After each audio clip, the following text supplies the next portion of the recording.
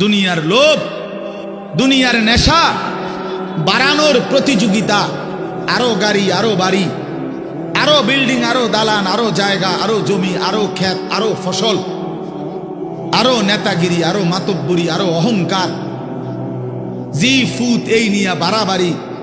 আল্লাহ তাআলা বলে সব এগুলো তোমাদেরকে ডুবাইয়া দিল, আখিরাত ভুলাইয়া দিল।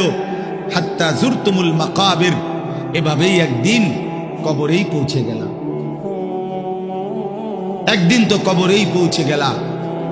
কাল্লা সাউফা তা'লামুন, আল্লাহ বলে সাবধান বান্দা, এই কবরে আসলেই তুমি জানতে পারবা তোমার নাফরমানির শাস্তি কি। সুম্মা কাল্লা সাউফা তা'লামুন, আবারও জানতে পারবা হাসরের ময়দানে জাহান্নামের শাস্তি দিয়া তোমার নাফরমানির পরিণতি কি। দুইবার বলছেন আল্লাহ, একবার বলছে কবরে জানতে পারবা তোমার নাফরমানির শাস্তি কি, আরেকবার জাহান্নামে জানতে পারবা হাসরে তোমার নাফরমানির শাস্তি কি।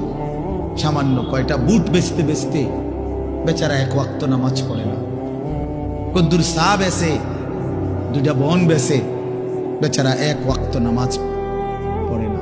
একটা অটো চালায়, নামাজ পড়ে না। একটা সিএনজি চালায়, নামাজ পড়ে না। 12,000 14,000 টাকার একটা বেতন, এই কদ্দুর চাকরি করে, এটুকুর জন্য একটা নামাজ, একটা সেজদা দেয় না আল্লাহকে। হায় রে নাফরমান, কি পাইয়া আল্লাহরে ভুলে গেল। এই একটা বুটমুড়ির দোকান, একটা বন বিড়ির দোকান, একটা অটো, একটা সিএনজি, 12,000 14,000 20,000 টাকার একটা সামান্য চাকরি, এই সামান্য এটুকুর জন্য আল্লাহকে ছেড়ে দিলেন, আখিরাতকে ভুলে গেলেন। আস্তাগফিরুল্লাহ, আস্তাগফিরুল্লাহ। প্রিয় ভাই আমার, ছেলেরা আমার, তোমাদেরকে বলি ভাইয়া, 12,000 টাকার একটা বড় মোবাইল অথবা 18,000 টাকা